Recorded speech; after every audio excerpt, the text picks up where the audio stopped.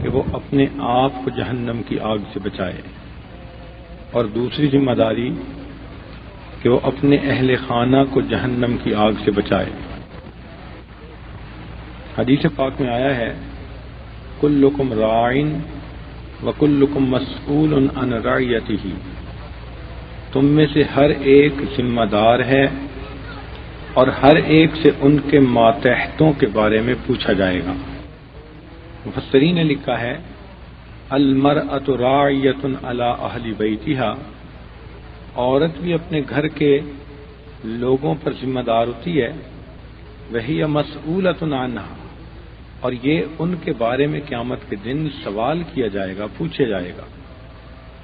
تو معلوم ہوا کہ عورت کے اوپر دو باتیں لازم ہیں، ایک تو اپنے آپ کو جہنم کی آگ سے بچائے، اور دوسرا گھر کے اندر جو اس کے ماتحت ہیں، بچے ہوئے یا اس کے قریبی محرم مرد ہیں یا گھر کی عورتیں ہیں، ان کو بھی جہنم کی آگ سے بچانے کی کوشش کرے۔ عام طور پر عورتوں میں یہ بات ہوتی ہے کہ ہماری ذمہ داری تو بچوں کی تربیت کرنا، پالنا اور گھر داری کا انتظام سنبھالنا، یہ بالکل صحیح بات ہے، لیکن اس کے ساتھ ایک دینی ذمہ داری بھی ہے۔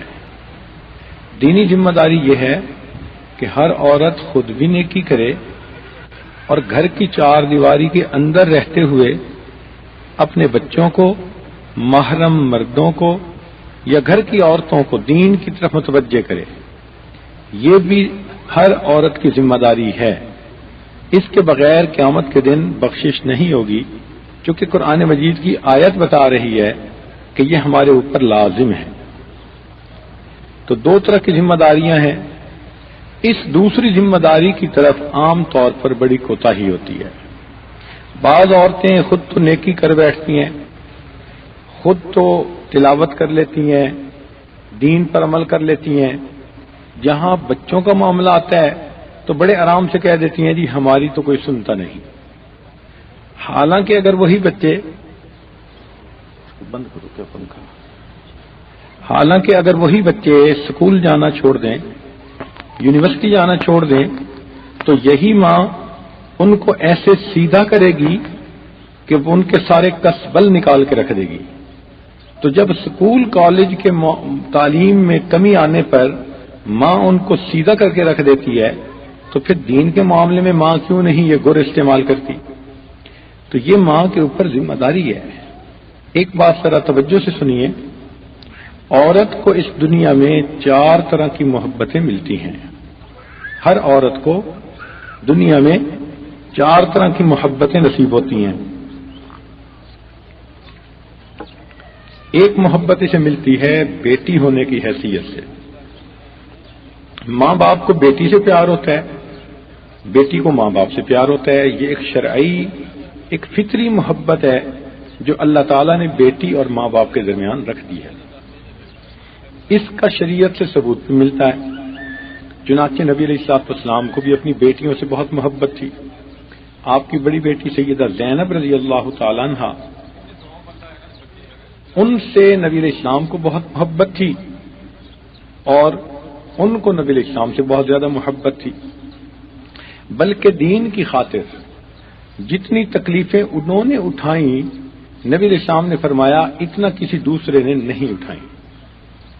ان کے خاوند ابتدا میں مسلمان نہیں ہوئے تھے، مگر وہ ان کی اجازت سے مکہ مکرمہ سے مدینہ چلیں، تو جب کافروں کو پتہ چلا تو انہوں نے کچھ لوگوں کو بھیج دیا جنہوں نے آ کر ان کی سواری پر ایسا وار کیا کہ وہ اپنی سواری کے اوپر سے نیچے زمین پر آ گری، ان کی ریڑھ کی ہڈی میں چوٹ آئی، بلکہ اس وقت وہ حاملہ تھیں تو حمل بھی ضائع ہو گیا۔ اب اتنی شدید تکلیف کی حالت میں انہوں نے مکہ مکرمہ سے مدینہ کا سفر کیا۔ عورتیں اچھی طرح اندازہ لگا سکتی ہیں کہ ایبارشن کے بعد 400 میل کا سفر، اور وہ بھی سواری پر یا پیدل، گرمی میں پانی نہیں، سہولیات زندگی نہیں، تو پتہ نہیں انہوں نے یہ سفر کیسے کیا ہوگا۔ اسی لیے بقیہ پوری زندگی ان کو لو بیک پین محسوس ہوتی تھی. اللہ کے نبی ان کو دیکھ کر فرماتے تھے کہ میری اس بیٹی کو دین کی خاطر بہت تکالیف دی گئی. ان سے نبی علیہ السلام کو بہت محبت تھی. چنانچہ ایک موقع پر ان کے خامند کافروں کی طرف سے آئے تو وہ گرفتار ہو کر نبی علیہ السلام کی خدمت میں حاضر ہوئے. نبی علیہ السلام نے صحابہ کرام سے مشورہ کیا کہ ان کفار کے جو لوگ قید ہو کر آئے ان کے بارے میں کیا کرنا چاہیے. صحابہ نے مشورہ دیا اے اللہ کے نبی ان سے فدیہ لے لینا چاہیے اور ان کو آزاد کر دینا چاہیے. جب یہ بات باہر نکلی تو ان کے جتنے رشتہ دار تھے انہوں نے پیسے بھجوانے شروع کیے تاکہ ان کے جو رشتہ دار ہیں ان کو آزاد کر دیا جائے. اب سیدہ زینب رضی اللہ عنہا کو پتہ چلا کہ میرے خامد بھی گرفتار ہو کے آئے تو ان کے پاس ایک ہار تھا جو نبی علیہ السلام نے سیدہ خدیجہ الکبریٰ رضی اللہ عنہا کو دیا تھا اور انہوں نے اس ہار کو سیدہ زینب رضی اللہ عنہا کو شادی کے وقت دیا تھا. اب وہ شادی کا گفٹ تھا، ویڈنگ گفٹ تھا جو والدین کی طرف سے ان کو ملا. ان کے پاس صرف وہی ہار تھا. انہوں نے سوچا میں اپنے خامند کو آزاد کروانے کے لیے یہ ہار بھیج دیتی ہوں. چنانچہ جب وہ ہار نبی علیہ السلام کے مبارک ہاتھوں میں آیا اللہ کے محبوب نے پہچان لیا. روایات میں آتا ہے کہ محبوب کی آنکھوں میں آنسو آ گئے. صحابہ نے جب روتے دیکھا تو پوچھا اے اللہ کے نبی آپ کیوں رو رہے ہیں؟ نبی علیہ السلام نے فرمایا کہ اس ہار کو دیکھ کر مجھے اپنی بیٹی کی تکلیفیں یاد آئیں جو اس نے اپنے دین کی خاطر اٹھائیں. اس سے معلوم ہوتا ہے کہ باپ کو بیٹی سے ایسی محبت ہوتی ہے کہ اللہ تعالیٰ کے محبوب بھی بیٹی کا ہار اپنے ہاتھوں میں دیکھتے ہیں تو ان کی آنکھوں میں سے آنسو آ جاتے ہیں. چنانچہ صحابہ کرام نے مشورہ دیا اے اللہ کے نبی ان کو ہار بھی واپس کر دیا جائے اور ان کے خامند کو بھی آزاد کر دیا جائے. چنانچہ صحابہ کرام کے اس تجویز پر نبی علیہ السلام نے ایسے ہی کیا. اس کا فائدہ یہ ہوا کہ ان کے خامند کچھ عرصے کے بعد مسلمان ہو گئے. نبی علیہ السلام کو سیدہ فاطمہ الزہرا رضی اللہ عنہا سے محبت تھی. اتنی محبت تھی کہ جب وہ تشریف لایا کرتی تھیں تو نبی علیہ السلام کھڑے ہو کر ان کا استقبال فرماتے تھے، ان کو اپنی جگہ پر بٹھاتے تھے. چنانچہ ایک مرتبہ وہ تشریف لائیں، نبی علیہ السلام نے استقبال فرمایا تو انہوں نے اپنی چادر میں سے آدھی روٹی نکال کر نبی علیہ السلام کی خدمت میں تحفہ اور ہدیہ کے طور پر پیش کی. نبی علیہ السلام نے فرمایا فاطمہ یہ روٹی کیسے لائی؟ عرض کیا اللہ کے نبی سیدنا علی کرم اللہ وجہہ کچھ آٹا لائے تھے، میں نے روٹیاں بنائی تو گھر کے ہر فرد کے حصے میں ایک ایک روٹی آئی، لیکن میرے حصے میں جو روٹی آئی جب میں نے اسے کھانا شروع کیا تو کچھ روٹی کھانے کے بعد میرے دل میں خیال آیا فاطمہ آپ خود تو کھانا کھا رہی ہو، معلوم نہیں کہ آپ کے ابا حضور صلی اللہ علیہ وسلم کے جسم مبارک میں کوئی کھانا گیا ہے یا نہیں گیا. جیسے یہ خیال آیا اے اللہ کے نبی میں نے اس آدھی روٹی کو اپنی چادر میں باندھا اور میں آپ کی خدمت میں حاضر ہوئی ہوں، آپ میری طرف سے ہدیہ قبول کر لیجئے. سبحان اللہ، اللہ تعالیٰ ایسی بیٹی ہر ایک کو نصیب فرمائے. حدیث پاک میں آتا ہے کہ نبی علیہ السلام نے اس کا ایک لقمہ لیا اور اس کو توڑ کر اپنے منہ میں ڈالا اور فرمایا فاطمہ قسم ہے اس ذات کی کہ جس کے قبضے میں محمد صلی اللہ علیہ وسلم کی جان ہے آج 3 دن گزر گئے میرے منہ میں روٹی کا کوئی لقمہ بھی نہیں گیا. اس سے اندازہ لگائیے کہ باپ اور بیٹی کو آپس میں کس قدر محبت ہوتی ہے. آج کے دور میں اگر اس کا اندازہ لگانا ہو تو جب شادی کا وقت ہوتا ہے کسی بچی کا رخصتی کا اس وقت اندازہ لگایا کیجئے کہ اس کا باپ بھی رو رہا ہوتا ہے، ماں بھی رو رہی ہوتی ہے. اب یہ ماں باپ کیوں رو رہے ہیں؟ جو ان کی پوری زندگی کی کمائی تھی وہ تو یہ لڑکی کو دے چکے، اپنے سر سے بوجھ اتار چکے. ان کو تو خوش ہونا چاہیے کہ ہم نے فرض نبھا دیا، مگر نہیں وہ کھڑے رو رہے ہوتے ہیں. کس لیے؟ کہ ان کو پتہ ہوتا ہے ہم نے اس بیٹی کو اتنی محبتوں سے پالا، اب یہ دوسرے گھر جا رہی ہے، پتہ نہیں وہ لوگ اس کے ساتھ کیسا معاملہ کریں، لہذا ان کی آنکھوں سے رم جم آنسو برس رہے ہوتے ہیں. تو یہ محبتیں اللہ تعالیٰ نے ہی بنائی ہیں. شریعت کہتی ہے کہ جب اس محبت کی وجہ سے بیٹی اپنے ماں باپ سے اپنے دنیا کے چھوٹے چھوٹے مطالبے منوا لیتی ہے تو پھر وہ دین کی بات کیوں نہیں منوا سکتی. لہذا آج بھی دیکھا گیا اپنے کپڑے جوتی کے معاملے میں، پہننے اوڑھنے کے معاملے میں بچی ابو کو جو کہہ دیتی ہے باپ کو کر دیتا ہے، ماں کو جو کہہ دیتی ہے ماں وہ مان لیتی ہے۔ تو اگر یہ دنیا کی معاملات کو ماں باپ سے منوا لیتی ہے تو پھر شریعت کو سامنے کیوں نہیں رکھتی کہ اپنے ماں باپ کو دین کی طرف متوجہ کرے؟ آج آسانی سے بچیاں یہ کہہ دیتی ہیں میرے ابو نماز نہیں پڑھتے۔ کیا نماز کے وقت آپ نے کبھی مصلی بچھایا، پانی بھرا، ابو کی خدمت میں آ کر کہا کہ ابو نماز کا وقت ہو گیا ہے، میں پانی بھر چکی ہوں، آپ کو وضو کرواتی ہوں، ابا جی آپ وضو کر کے نماز پڑھ لیجئے؟ اور اگر ابا جی کہتے ہیں کہ ابھی نہیں پڑھتا تو کیا کسی بچی نے اپنے ابو کے پاؤں پکڑے؟ ابو جی میں آپ کے پاؤں پکڑ رہی ہوں، اللہ کے حکم کو نہ توڑیے، اس کے توڑنے سے ہمارے گھر میں بے برکتی ہوگی، ہمارے گھر پر اللہ تعالیٰ کے جو ہے لعنتیں برسیں گی اور اللہ ہر گھر کے اندر جو ہے بے برکتی آئے گی۔ اگر کوئی بچی اس طرح فریاد کرے، اپنے باپ کے سامنے منت سماجت کرے، کون باپ ہے کہ جو پھر نماز نہیں پڑھے گا یا شریعت کے اوپر عمل نہیں کرے گا؟ تو شریعت یہ کہتی ہے کہ جو بیٹی اس محبت کے تعلق کو استعمال کر کے دنیا کے سارے کام نکلوا لیتی ہے تو وہ دین کا کام کیوں نہیں نکالتی؟ لہذا اسے چاہیے کہ وہ بھی اپنے قریب میں ماں باپ کو اپنے دین کی طرف متوجہ کرتی رہے۔ ایک محبت بیٹی کو ملتی ہے، ایک محبت بیٹی کی حیثیت سے ملتی ہے، بلکہ بیٹی کی اولاد سے بھی محبت ہوتی ہے۔ نبی علیہ السلام کو ایک مرتبہ ایک ہار ملا تو آپ نے ارشاد فرمایا کہ میں یہ اس کو دوں گا کہ جو مجھے سب سے پیاری ہوگی۔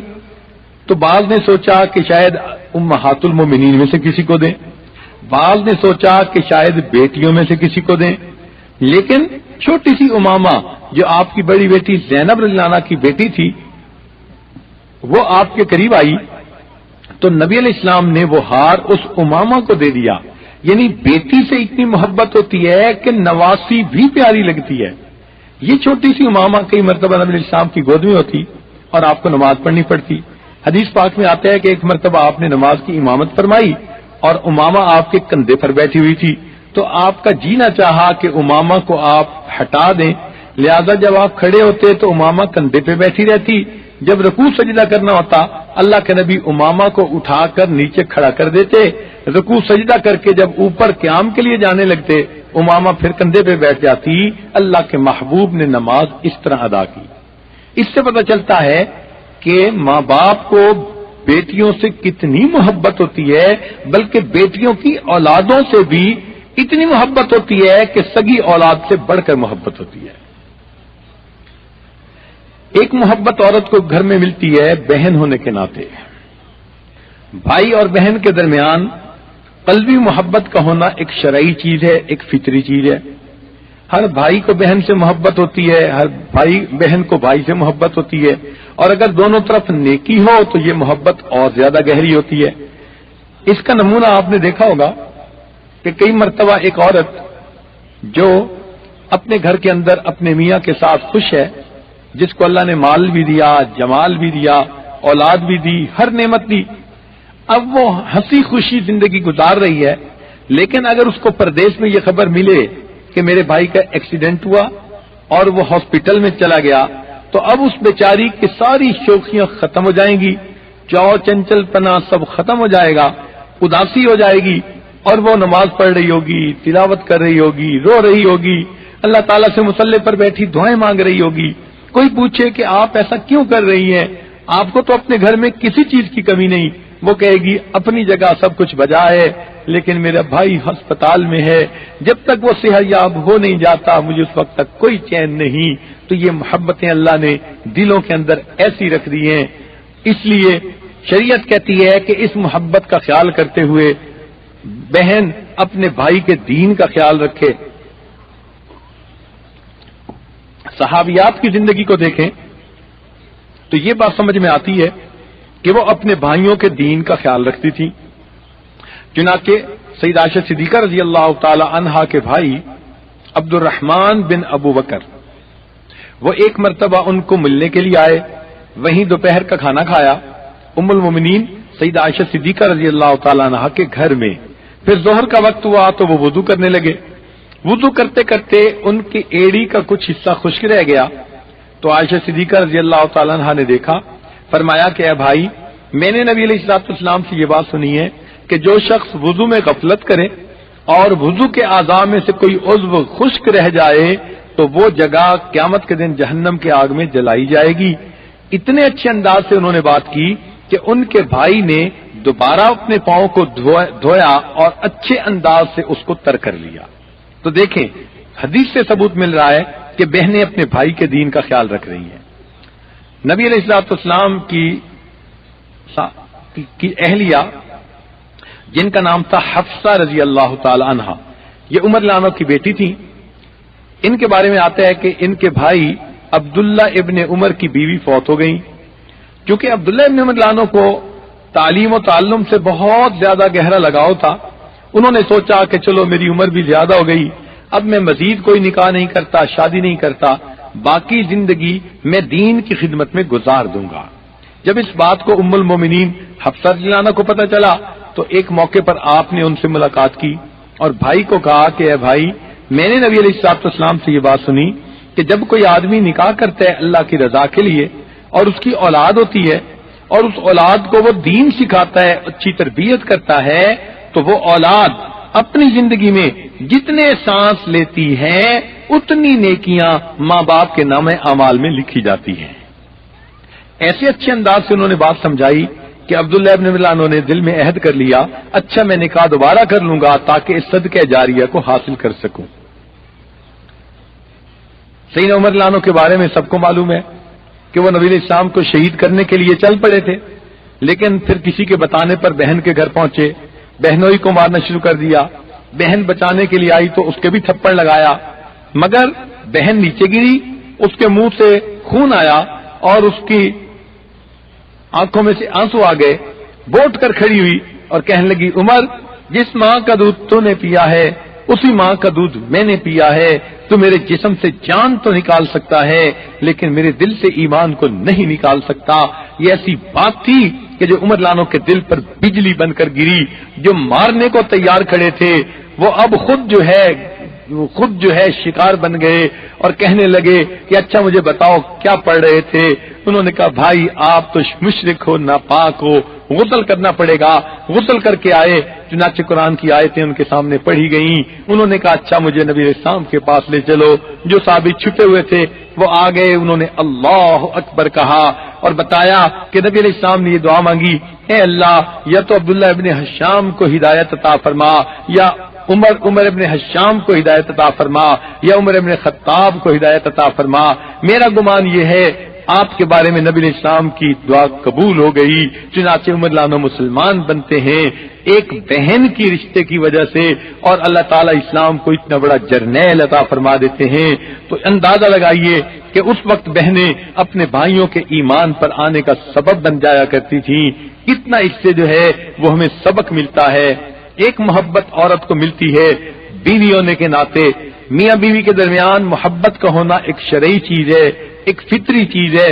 حدیث پاک سے بھی اس کا ثبوت ملتا ہے کہ میاں بیوی کو ایک دوسرے کے ساتھ بہت محبت ہوتی ہے، اور اس محبت کی وجہ سے خامد بیوی کی بات کو قبول کرتا ہے، بیوی خامد کی بات کو مانتی ہے۔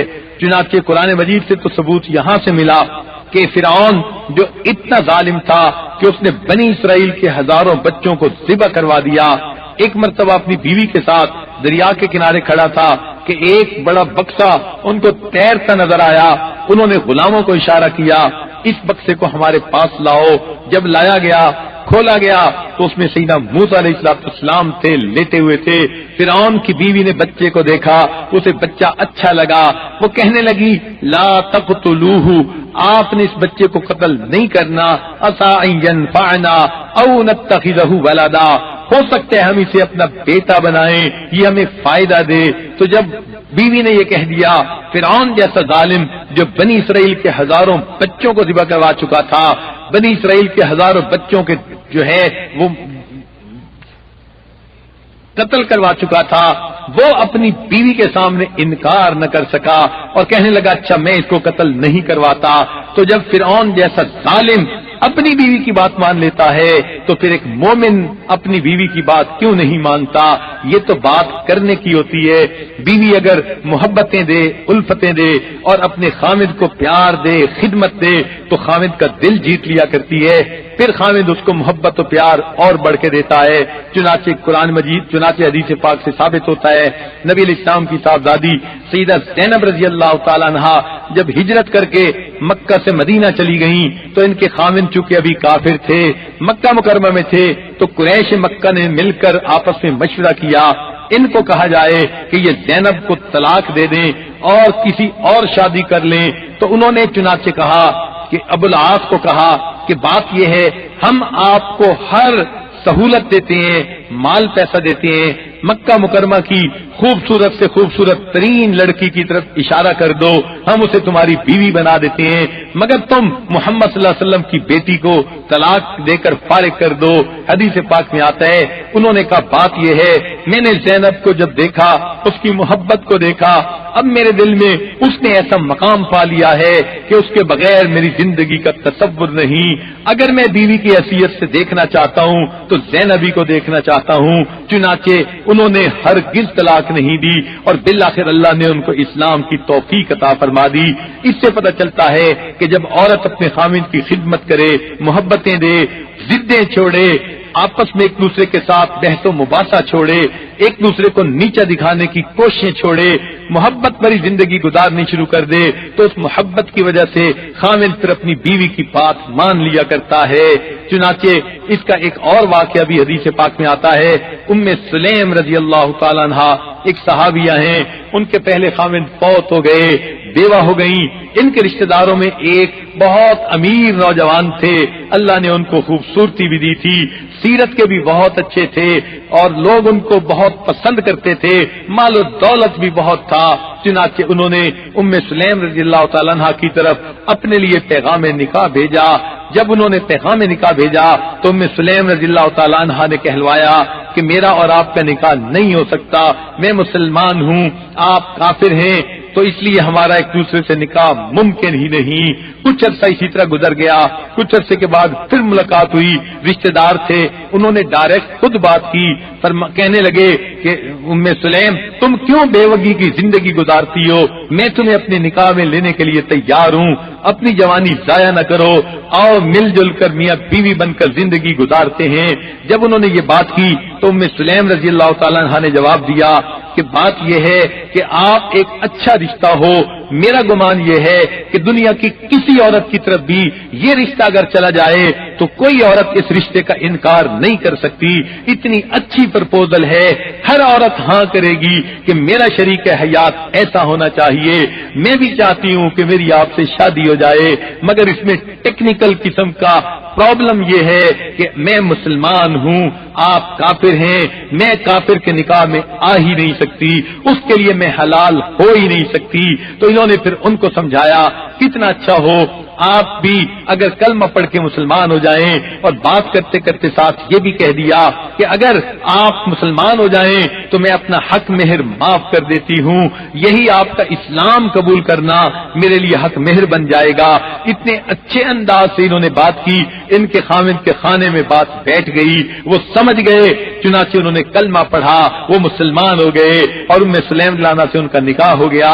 چنانچہ صحابہ آپس میں گفتگو کرتے تھے، فرماتے تھے عورتوں کے دنیا میں عجیب و غریب حق مہر ہوا کرتے ہیں، لیکن سب سے بہتر حق مہر ام سلیم کا ہے کہ جس نے اپنے مہر میں اپنے خامد سے دین مانگا، کلمہ مانگا، ایمان مانگا۔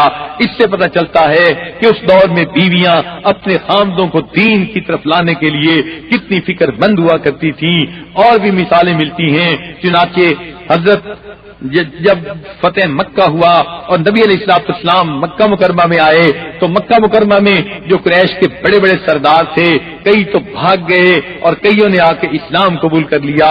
اکرمہ رضی اللہ تعالیٰ عنہ ابو جہل کے بیٹے اور نبی علیہ الصلوۃ والسلام کے بہت بڑے دشمن تھے، یہ بھی بھاگ گئے۔ ان کو پکا یقین تھا کہ اب میرے قتل کا حکم دیا جائے گا۔ ان کی بیوی ام حکیم رضی اللہ تعالی عنہا نبی علیہ السلام کی خدمت میں حاضر ہوئی اور کہنے لگی، اللہ کے نبی، اگر میرے خاوند آپ کے پاس آ جائیں اسلام قبول کرنے کے لیے، آپ ان کی جان کی امان دے دیجئے، ان کو قتل نہ کروائیے۔ نبی علیہ السلام نے کہا ٹھیک ہے، اگر وہ کلمہ پڑھ لیتے ہیں ہم ان کو قتل نہیں کروائیں گے۔ چنانچہ ام حکیم رضی اللہ تعالی عنہا یہ اپنے خاوند کو ڈھونڈنے کے لیے نکلی، ایک جگہ ان کو تلاش کر لیا اور ان کو لے کر واپس آئیں اور نبی علیہ السلام کی خدمت میں پیش کیا۔ انہوں نے کلمہ پڑھا اور ایک بیوی کی کوشش سے اللہ نے اسلام کو اکرمہ رضی اللہ تعالیٰ عنہ جیسا جرنیل عطا فرما دیا۔ تو ان مثالوں سے کیا باتیں سامنے آتی ہیں کہ بیوی اگر خاوند کی اطاعت کرے، اس کو محبت دے، الفت دے، تو خاوند اپنی بیوی کی بات مانا کرتا ہے۔ آپس میں اللہ نے محبتیں رکھ دی، یہ شرعی محبتیں ہیں۔ اللہ تعالیٰ چاہتے ہیں کہ میاں بیوی جتنی محبت و پیار کی زندگی گزاریں اتنا ہی زیادہ اچھا ہے۔ اس لیے روایت میں آتا ہے کہ جب کوئی خاوند اپنی بیوی کو دیکھ کر مسکراتا ہے اور بیوی اپنے خاوند کو دیکھ کر مسکراتی ہے، اللہ تعالیٰ ان دونوں کی طرف دیکھ کر مسکراتے ہیں۔ لہذا الفتوں محبتوں کی زندگی گزارنی چاہیے۔ نبی علیہ السلام کو اپنی بیویوں سے محبت تھی، چنانچہ آپ اس کا اظہار بھی فرماتے تھے۔ حدیث پاک میں آتا ہے ایک مرتبہ آپ بیٹھے کھانا کھا رہے تھے تو آپ کے پاس سیدہ عائشہ صدیقہ رضی اللہ تعالیٰ عنہا بھی موجود تھیں۔ آپ نے فرمایا عائشہ آپ مجھے اتنی پیاری لگتی ہو جیسے گڑ اور مکھن کو ملا کے کھایا جائے یا کھجور مکھن کو ملا کے کھایا جائے۔ تو جب نبی علیہ السلام نے یہ بات کہی، عائشہ رضی اللہ تعالیٰ عنہ تڑپ کے بولی، اے اللہ کے محبوب آپ مجھے اتنے مرغوب ہیں، اتنے پسندیدہ ہیں جتنا شہد اور مکھن کو ملا کے کھانا مرغوب ہوتا ہے۔ نبی علیہ السلام مسکرائے، فرمایا عائشہ تیرا جواب میرے جواب سے زیادہ اچھا تھا۔ تو دیکھیں میاں بیوی کے درمیان ایسی محبتیں ہوتی ہیں، یہ اللہ تعالیٰ نے رکھی ہوتی ہیں۔ اسی محبت کی وجہ سے پھر دونوں ایک دوسرے کی بات مان لیا کرتے ہیں۔ خاوند کی بات بیوی مانتی ہے اس لیے کہ اللہ نے خاوند کو درجہ اور مقام عطا فرمایا، اور خاوند بیوی کی بات اس کی محبت کی وجہ سے مانتا ہے۔ عورت کو چاہیے اپنے خاوند کو خدمت سے خوش کرے اور نیکی دینداری کی وجہ سے اپنے خاوند کا دل جیتے، پھر جو کہے گی خاوند اس کی بات کو پورا کر دکھائے گا۔ آج تو ضدوں کے ذریعے اور اپنے خاوندوں کو نیچے دکھانے کی کوششیں کی جاتی ہیں، لڑائی جھگڑے کے ذریعے خاوندوں کو نیچے دکھانے کی کوشش کی جاتی ہیں، پھر ایسی عورت اپنے خاوند کی محبت کیسے پائے گی؟ لہذا یہ الفتیں محبتیں شرعی چیز ہیں۔ اس لیے ہمیں چاہیے کہ آج کی بیویاں اپنے خاوندوں کی دینداری کی فکر کر سکیں۔ اس لیے کہ حدیث پاک کا مفہوم یہی کہ عورت سے اپنے بارے میں بھی پوچھا جائے گا اور پھر یہ بھی پوچھا جائے گا اپنے خاوند کو دین کی طرف متوجہ کرنے کے لیے کیا کوشش کی۔ آج کی بیوی اگر کپڑے جوتی کی ضرورت محسوس کرتی ہے، کپڑے جوتی کی ضرورت محسوس کرتی ہے تو وہ اپنے خاوند سے بات منوا لیتی ہے، بائی ہک کر بائی کروک وہ چاہتی ہے کہ میری بات پوری کر دی جائے اور ڈھنگ نکال لیتی ہے، طریقے نکال لیتی ہے، اپنی بات کو پورا کروا کے دکھاتی ہے۔ تو اگر یہ بیوی اپنے خاوند سے دنیا کے معاملات کو سنوارنے والے کام کروا سکتی ہے تو کیا یہ اپنے خاوند سے دین کی بات کیوں نہیں کر سکتی، دین کی طرف متوجہ کیوں نہیں کر سکتی؟ نیک بیویاں اپنے خاوندوں کو دین کی طرف متوجہ کر لیتی ہیں۔ اس لیے حدیث پاک میں آتا ہے سب سے افضل عورت وہ ہے کہ جو رات خود بھی تہجد میں اٹھے اور اپنے خاوند کو بھی تہجد میں اٹھائے، تو وہ اللہ کے نزدیک بڑی پسندیدہ بیوی ہوتی ہے۔ کاش کہ ہمارے اندر بھی یہی جذبے ہوتے، یہی محبتیں ہوتی اور ہم دین میں ایک دوسرے کا معاون بن رہے ہوتے۔ تو بیوی ہونے کے ناطے جو محبتیں ملتی ہیں، شریعت کہتی ہے ان محبتوں کو استعمال کر کے بیوی اپنے خاوند کے دین کا فکر کرے، دین کے کاموں میں اپنے خاوند کے ساتھ وہ تعاون کرے۔ نہ مال کی وجہ سے ڈھونڈو، نہ جمال کی وجہ سے ڈھونڈو، نہ خاندان کی وجہ سے ڈھونڈو، بلکہ تم اس کی دینداری کی وجہ سے اپنی بیوی کو تلاش کرو۔ اس لیے کہ دیندار بیوی خاوند کے ساتھ جب تعاون کرتی ہے اولاد پھر اچھا بن جاتی ہے۔ جب ماں تعاون نہیں کرتی تو پھر اولاد نیک نہیں بنا کرتی۔ یاد رکھ لیجئے خاوند کتنا نیک کیوں نہ ہو، اگر بیوی دین کے ساتھ تعاون کرنے والی نہیں، اولاد کبھی بھی نیک نہیں بن سکتی۔ باپ کتنا سمجھائے گا، بیٹا بیٹوں کو بیٹیوں کو جب باہر نکلے گا پیچھے بیوی کہہ دے گی تمہارے باپ کا تو دماغ خراب ہے، تو ماں باپ کی سب محنت ضائع جائے گی۔ اس لیے ضروری ہے کہ بیوی خاوند کے ساتھ دین کے معاملے میں تعاون کرنے والی ہو۔ اس کی دلیل قرآن مجید سے ملتی ہے کہ حضرت نوح علیہ السلام نے پیغام دیا، ان کی بیوی نے ان سے اختلاف کیا، اگرچہ وہ پاک دامنی کی زندگی گزارنے والی تھی مگر اس کو ایک رائے کا اختلاف تھا، اس نے یہ بات نہ مانی کہ طوفان آئے گا اور کشتی میں چڑھنا لازمی ہے، بلکہ وہ اپنے بیٹے کے ساتھ کہنے لگی کہ ہم تو پہاڑ کے اوپر چڑھ جائیں گے۔ نبی علیہ السلام حضرت نوح علیہ السلام نے اپنے بیٹے سے کہا یا بنی ارکب معنا، اے بیٹے ہمارے ساتھ کشتی پہ سوار ہو جاؤ۔ وہ کہنے لگا نہیں میں پہاڑ پہ چڑھ جاؤں گا، کیا ضرورت ہے ابھی۔ ان کو یقین نہیں تھا نہ ماں کو نہ بیٹے کو، لیکن ان کی یہ بات کرنی تھی۔ وحال بینہم الموج فکان من المغرقین، ایک لہر اٹھی اور بیٹا باپ کی آنکھوں کے سامنے غرق ہو گیا۔ جب بیٹا غرق ہوا تو اللہ کے نبی علیہ السلام کو بڑی تکلیف ہوئی، قدری شفقت تھی، اس لیے انہوں نے اللہ تعالیٰ سے دعائیں مانگی۔ تو اس سے مفسرین نے نتیجہ نکالا کہ جب حضرت نوح علیہ السلام اللہ کے پیغمبر ہیں مگر بیوی کے اختلاف رائے کی وجہ سے بیٹا ان کی کشتی میں نہیں بیٹھا بلکہ کافروں کے طریقے پر عمل کر کے کہنے لگا میں تو اس پہاڑ کی چوٹی پہ چلا جاؤں گا، تو اس سے ثابت ہوا خامن کتنا نیک کیوں نہ ہو، اگر بیوی تعاون نہیں کرے گی تو اولاد کبھی بھی دیندار نہیں بن سکتی۔ بیویوں کو چاہیے وہ تعاون کرے، ماں کی حیثیت کو پہچانے، اولاد کی اچھی تربیت کرنے کی کوشش کریں۔ اس امت کے اندر دیکھیں تو ایسی مائیں گزری جنہوں نے اپنی اولاد کو نیک تربیت دی، اچھی تربیت دی، اور ان کی اولادیں پھر امت کے اندر دین کا کام کرنے والی بن گئیں۔ چنانچہ اس طرح کے جو ہے ماں کے کہنے پر اولاد کا جو ہے دین پر آ جانا، اس کی بہت ساری مثالیں دلیلیں حدیث پاک سے ملتی ہیں۔ ایک دلیل تو اس کی یہ بھی ہے کہ ام سلیم رضی اللہ تعالیٰ عنہا کے پہلے خاوند ان کا نام مالک تھا اور وہ ایک مرتبہ تجارت کے لیے دوسرے ملک گئے ہوئے تھے۔ اب جب پیچھے ام سلیم رضی اللہ تعالیٰ عنہا نبی علیہ السلام کی خدمت میں حاضر ہوئی تو انہوں نے نبی علیہ السلام کا واز سنا، دل موم ہو گیا، انہوں نے کلمہ پڑھا، مسلمان ہو گئیں۔ جب ان کے خامد واپس آئے تو انہوں نے اپنے خامد کو بتایا کہ میں تو کلمہ پڑھ کے مسلمان ہو چکی ہوں، آپ بھی مسلمان ہو جائیے۔ انہوں نے جواب میں کہا میں نے تو ابھی سوچا نہیں، چنانچہ ابھی میاں بیوی بات کر رہے تھے، ان کے چھوٹے بیٹے جن کا نام انس تھا، وہ ننھا منا بچہ وہ ماں باپ کے قریب آیا، اس کو دیکھ کر باپ نے کہا بیٹے تمہاری ماں مسلمان ہو گئی، نہ میں نے ہونا ہے نہ تو نے ہونا ہے۔ جب باپ نے یہ بات کہی تو ماں نے کہا بیٹے میں کلمہ پڑھ کے مسلمان ہو گئی ہوں، تم بھی کلمہ پڑھ کر مسلمان ہو جا۔ اب ننھے انس نے ایک نظر باپ پر ڈالی، ایک نظر ماں پر ڈالی۔ حدیث پاک میں آتا ہے اس نے اونچی آواز سے کلمہ پڑھا اور وہ بھی اسلام کے اندر داخل ہو گیا۔ تو دیکھیے ماں باپ کی نسبت بھی ماں کی بات اولاد زیادہ مانتی ہے۔ شریعت کہتی ہے اب ماں کی یہ ذمہ داری ہے کہ وہ بچوں کے دین کا خیال کرے۔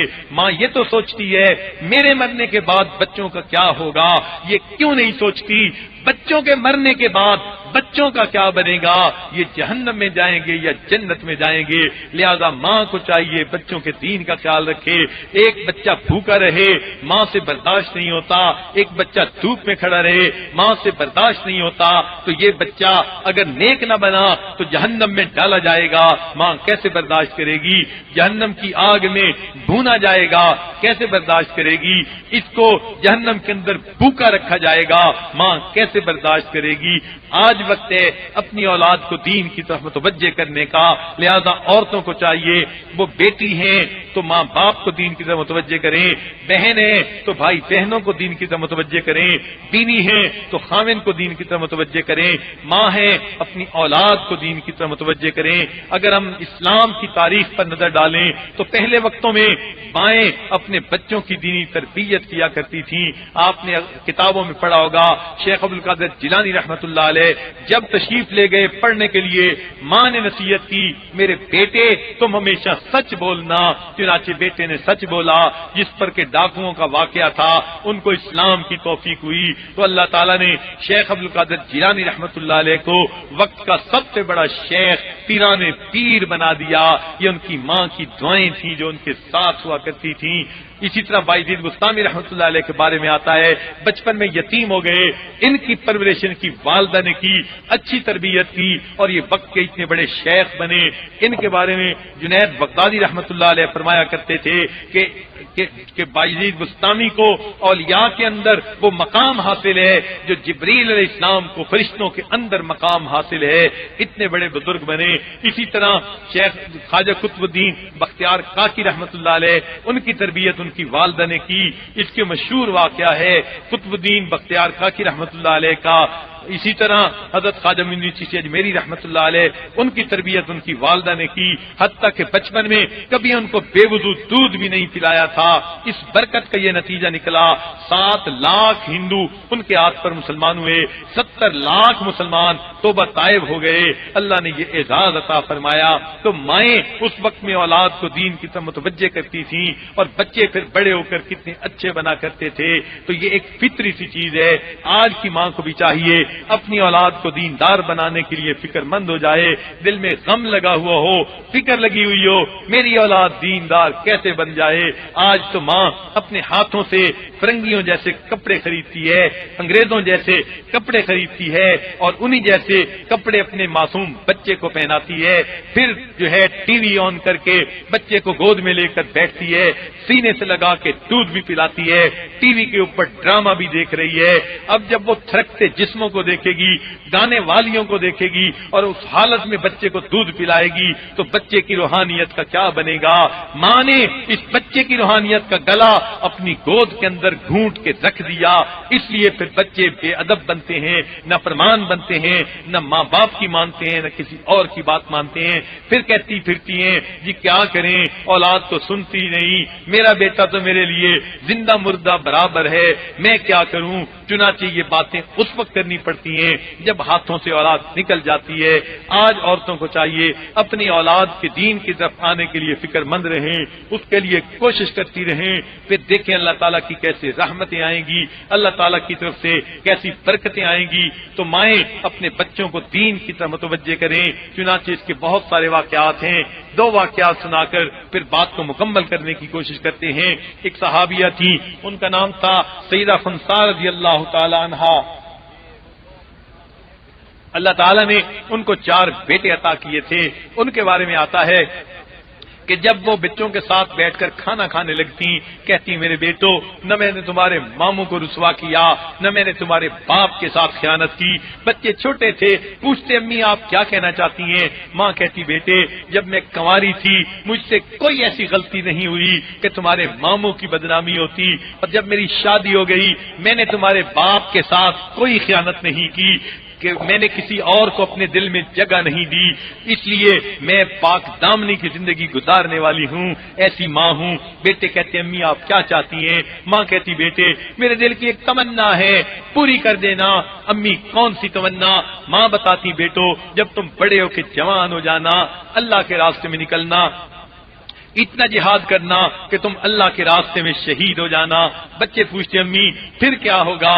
ماں کہتی بیٹو جب میں قیامت کے دن اللہ رب العزت کے حضور کھڑی ہوں گی، اعلان کیا جائے گا شہیدوں کی مائیں کہاں ہیں، تو مجھے بھی اپنے پروردگار کے سامنے جاتے ہوئے سرخ روئی نصیب ہوگی، خوشیاں نصیب ہوں گی۔ ایسی مائیں تھیں جو اپنے بچوں کو نیکی کی تربیت دیا کرتی تھیں۔ چنانچہ ایک بزرگ گزرے ہیں امام غزالی رحمت اللہ علیہ، یہ 2 بھائی تھے، بڑے کا نام تھا احمد غزالی، چھوٹے کا نام تھا محمد غزالی۔ بڑے صوفی مزاج تھے، عبادت گزار اور نیکوکار آدمی تھے، لیکن وہ مسجد میں نماز پڑھنے کی بجائے گھر میں خود ہی نماز پڑھ لیا کرتے تھے۔ چھوٹے بیٹے امام محمد غزالی رحمت اللہ علیہ یہ بڑے عالم تھے، وقت کے قاضی تھے، خطیب تھے، یہ مسجد کے امام بھی تھے۔ ان کو لوگ کئی دفعہ کہتے آپ کے بھائی آپ کے پیچھے نماز نہیں پڑھتے، تو ایک دفعہ انہوں نے اپنی والدہ کو کہا امی جان لوگ مجھے اعتراض دیتے ہیں تیرا اپنا بھائی تیرے پیچھے نماز نہیں پڑھتا اور کسی کو تم کیا کہو گے؟ جب انہوں نے یہ بات کی تو والدہ نے اس وقت اپنے بڑے بیٹے کو بلایا کہ بیٹے تم اپنے بھائی کے پیچھے نماز پڑھ لیا کرو۔ انہوں نے کہا بہت اچھا۔ اگلی نماز کا وقت آیا، چھوٹے بھائی نے امامت کروائی، بڑا بھائی پیچھے کھڑا ہو گیا۔